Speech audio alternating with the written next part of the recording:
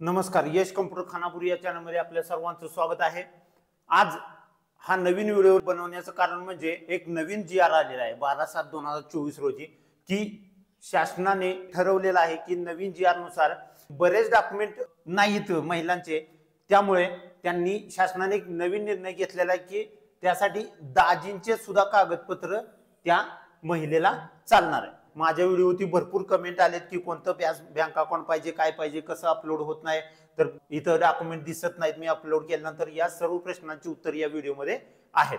तर या जी आर मध्ये नक्की काय काय बदल केलेत, काय शिथिलता आणले किंवा नवीन डॉक्युमेंट काय लागणार आहेत, हे सर्व डिटेल्स सर्व जी आर आपण या व्हिडिओमध्ये आज पाहणार। चला तर बघूया। बघा, या ठिकाणी जी आर आहे माझी लाडकी बहीण या योजनेच्या अंमलबजावणीमध्ये सुधारणेसह व्याप्ती वाढवण्याबाबत। तो जी आर निघालेला आहे 12 जुलै 2024 रोजी महिला व बाल विकास विभाग यामार्फत हा जी आर काढलेला आहे। तर या जी आर मध्ये काय काय गोष्टी नवीन आलेत ते आपण आज या व्हिडिओमध्ये पाहणार आहे। तर बघा, कुटुंबाची व्याख्या पहिली त्यांनी सांगितलेली आहे। तर सदर योजनेसाठी कुटुंबाची व्याख्या खालीप्रमाणे राहील।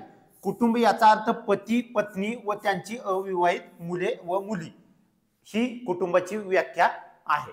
आता या ठिकाणी नवविवाहित महिलेच्या बाबतीत तिचे नाव रेशन कार्ड मध्ये लगेच लावणे शक्य नाही, हे सगळ्यांनाच माहित आहे। तर त्यासाठी शासनाने एक अट शिथिल केलेली आहे। काय अट शिथिल आहे? विवाह नोंदणी प्रमाणपत्र असलेल्या अशा सर्व नवविवाहित महिलेच्या पतीचे रेशन कार्ड हे उत्पन्नाचा दाखला म्हणून ग्राह्य धरण्यात यावे। म्हणजे नवविवाहितेचं लग्न झालेलं असेल आणि तिचं रेशन कार्डला नाव नसेल तर या ठिकाणी त्या त्याच्या पतीचे रेशन कार्ड किंवा उत्पन्न दाखला त्या ठिकाणी जोडला तरी चालेल। आता या जी आर मध्ये सर्व माहिती मी एका छोट्याशा पीपीटी मध्ये मी तयार केलेली आहे। त्या पीपीटीचा आपण बघूया काय आहे।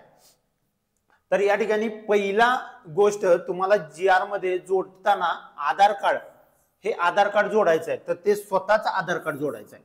कुणाचं?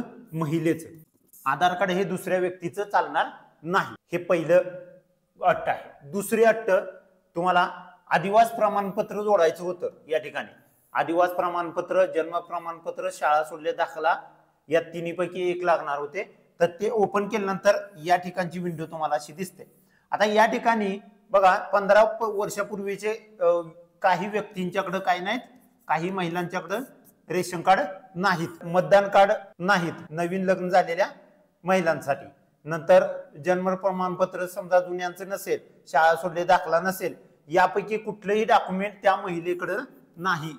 तर या ठिकाणी सरकारनं ही अट सुद्धा शिथिल केलेला आहे। त्यासाठी काय केलेलं आहे, या 4 पैकी एक जरी डॉक्युमेंट त्यांच्या कुणाचं पाहिजे, पतीचं पाहिजे, म्हणजे त्यांच्या नवऱ्याचं कोणतंही एक प्रमाणपत्र यातलं जरी असेल तरी सुद्धा या ठिकाणी तुम्ही अपलोड करू शकता। आता हे डॉक्युमेंट अपलोड करताना शक्यतो करून कॅमेरा उडून करू नका।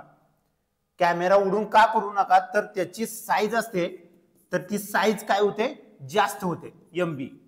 त्यामुळे काय होतं, ते डॉक्युमेंट अपलोड होत नाही किंवा नॉट सपोर्ट म्हणत आहे, अशा प्रकारचे इरर्स येत आहेत। तर त्यासाठी फक्त गॅलरीमध्ये मी या ठिकाणी हे दस्तावेज कसे तयार करायचे त्याचा व्हिडिओ केलेला आहे। ते तुम्हाला वरती या ठिकाणी इथं आलेला तुम्हाला दिसेल या ठिकाणी। तर या ठिकाणी इथं मी तो व्हिडिओ देतोय, त्या ठिकाणी तो व्हिडिओ बघून घ्या। हे झालं 2 नंबरचं डॉक्युमेंट। लग्न झालेली महिला असू द्या तरी सुद्धा त्यांच्या पतीचं कुठलंही रेशन कार्ड किंवा मतदान कार्ड किंवा जन्म दाखला किंवा शाळा सोडले दाखला किंवा आदिवास प्रमाणपत्र हे सुद्धा त्या ठिकाणी ग्राह्य धरलं जाणार आहे। त्यानंतर नेक्स्ट आहे उत्पन्न दाखला किंवा पिवळे किंवा केसरी रेशन कार्ड। आता या ठिकाणी उत्पन्नाचा दाखलाचं प्रमाणपत्र व पिवळे रेशन कार्ड व केसरी रेशन कार्ड यापैकी एक दाखला त्या स्त्रीचा, त्या महिलेचा नसेल तर त्या ठिकाणी तिच्या नवऱ्याचं उत्पन्न दाखला चालेल, पिवळं रेशन कार्ड असेल किंवा केसरी रेशन कार्ड असेल तरी सुद्धा चालेल। या ठिकाणी अशा प्रकारे ही अट मागे येण्यात आले, शिथिल करण्यात आलेले आहे। या ठिकाणी डॉक्युमेंट कॅमेऱ्याने करू नका, गॅलरीने करा। गॅलरीसाठी मी इथे एक व्हिडिओ दिलेला आहे, तो व्हिडिओ पहा।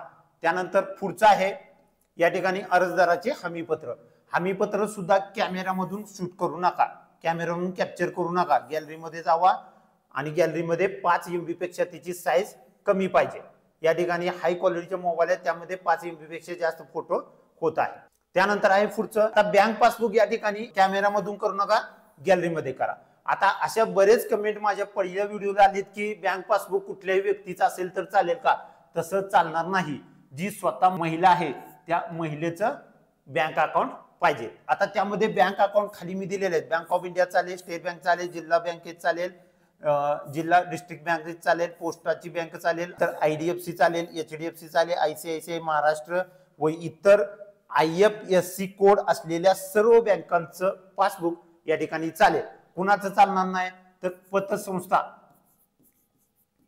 पतसंस्था असतात त्या संस्थेचं चालणार नाही या ठिकाणी.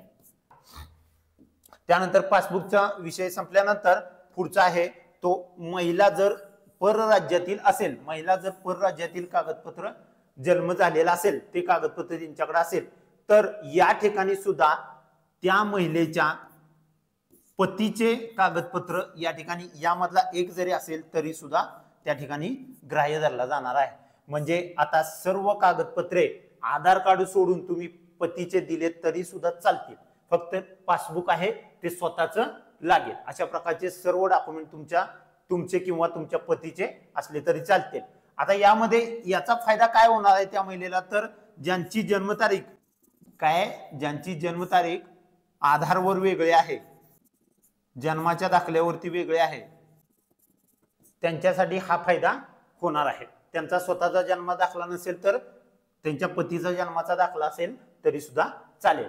किंवा नवविवाहित महिला आहे त्यांचं मॅरेज सर्टिफिकेट म्हणजे लग्नाचं नोंद केलेलं सर्टिफिकेट असेल तरी चालेल. तर या ठिकाणी अशा प्रकारची सूट देण्यात आलेली आहे.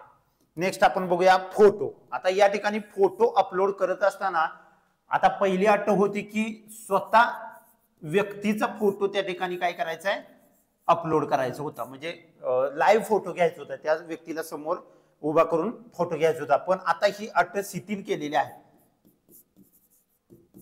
काय शिथिल केलेलं आहे की त्यांचा फोटो तुम्ही घेतलेला असेल आयडेंटिफाय, तर त्या फोटोचा फोटो जरी मारला तरी त्या ठिकाणी तुम्हाला तो फॉर्म अप्रूव्ह होणार आहे. त्यामुळे सगळ्या चिंता आता मिटलेल्या आहे. सर्व लाडक्या बहिणींना या योजनेचा लाभ तुम्हाला मिळणार आहे. आता या योजनेची प्रोसेस कशी असणार आहे बघा. या योजनेची प्रोसेस असणार आहे, या योजनेसाठी वेगळी समिती तयार करण्यात येणार आहे.